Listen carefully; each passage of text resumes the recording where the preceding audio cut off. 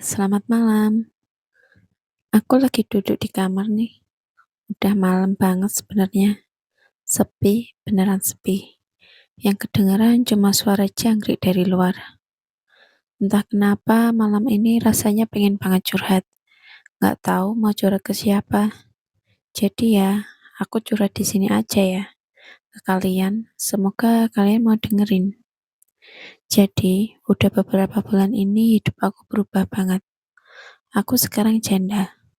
Aku bilang itu dengan pelan tapi jelas. Janda, kata yang sebenarnya masih agak berat buat aku ucapin. Tapi ya mau gimana lagi, itu kenyataannya. Dan yang bikin makin berat, aku nggak punya anak. Jadi kalau rumah ini sepi ya, beneran sepi. Nggak ada suara TV di kamar sebelah. Nggak ada suara anak minta minum tengah malam. Nggak ada yang manggil mama. Cuma aku sama jangkrik itu tadi. Kadang aku senyum-senyum sendiri kalau inget dulu. Dulu banget, waktu aku masih ngebayangin hidup aku bakal kayak gimana. Punya suami, punya anak, rumah rame. Pagi-pagi repot masak sarapan buat semua orang. Impian yang kayaknya sederhana banget ya. Tapi entah kenapa jalan hidup aku nggak ke sana. Dan aku nggak mau nyalain siapapun. Aku udah belajar buat nggak nyalain siapapun. Hidup emang kadang nggak sesuai skenario yang kita tulis di kepala kita. Yang paling berat itu bukan pas siang hari.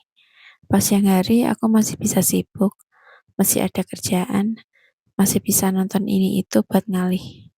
Tapi pas malam kayak gini, pas semua orang udah balik ke keluarga masing-masing, pas notif WhatsApp udah sepi, sepi itu datang beneran. Kayak ada ruang kosong yang besar banget di dada. Nggak sakit sebenarnya, cuma hampa. Dan entah kenapa hampa itu lebih berat dari sakit. Pernah nggak sih kalian ngerasain makan sendirian di meja makan yang besar? Aku ngerasain itu tiap hari. Masak buat satu orang, makan buat satu orang, cuci piring satu piring. Hal-hal kecil kayak gitu yang tiba-tiba jadi pengingat. Oh iya, kamu sendirian.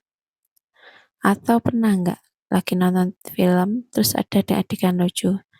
Refleks noleh ke samping pengen ketawa bareng seseorang. Tapi nggak ada siapa-siapa. Aku sering banget kayak gitu. Dan biasanya aku ketawa sendiri dulu, terus diam. Kedengarannya sedih ya, tapi lama-lama aku belajar. Itu bukan hal yang harus bikin aku jatuh. Itu cuma bagian dari hidup yang aku jalani sekarang. Aku pernah nanya ke diri sendiri di depan cermin. Beneran, aku lakuin ini. Kamu kenapa masih kuat? Dan jawaban yang keluar dari mulut aku sendiri bikin aku kaget. Aku bilang, karena aku nggak punya pilihan lain selain kuat. Tapi sekarang aku nggak mau pakai jawaban itu lagi. Karena kuat bukan soal nggak punya pilihan. Kuat itu pilihan yang aku ambil setiap hari. Setiap pagi, waktu aku buka mata dan mutusin buat bangun. Setiap malam waktu aku bisa bilang ke diri sendiri, hari ini aku udah lewatin. Kalau kamu sekarang lagi di posisi yang sama kayak aku, entah baru jadi janda, entah hidup sendirian, entah ngerasain sepi di tengah keramaian sekalipun, aku mau bilang sesuatu. Kesepian itu bukan tanda bahwa kamu gagal. Kesepian itu cuma tanda bahwa kamu lagi satu babak hidup yang memang harus kamu lewati sendiri dulu.